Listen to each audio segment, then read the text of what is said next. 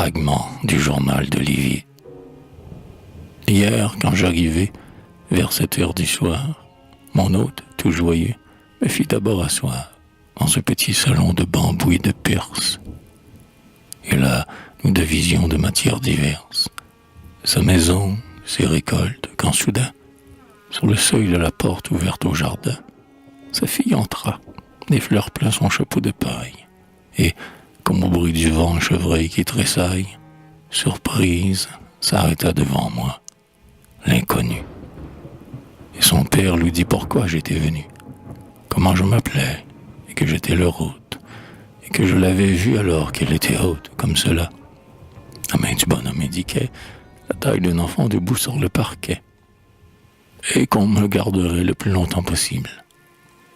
Elle fixa sur moi son clair regard paisible et sourit. Le soleil, assez ardent encore, mettait dans ses cheveux une auréole d'or et lui faisait un fond joyeux de paysage. Mais, tourné du côté de l'ombre, son visage, dans ce rayonnement lumineux encadré, apparaissait alors seulement éclairé par la sombre clarté de ses yeux de pervenche. Et sa robe était blanche, avec des ruches blanches. Suzanne, c'est son nom, s'assit auprès de nous.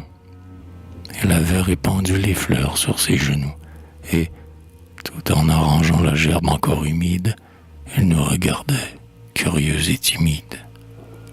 Nous causâmes tous trois. Elle riait par là. C'est bien cette voix-ci qu'il faut à ces yeux-là. Elle est exquise, c'est vraiment la jeune fille. Ouais, je cède à l'accueil de l'aimable famille. Je veux, pendant 1 mois ou 2 de cet été, accepter franchement leur hospitalité. Vraiment, je ne crois pas que je les embarrasse. À minuit, nous fumions encore sur la terrasse, mon hôte et moi.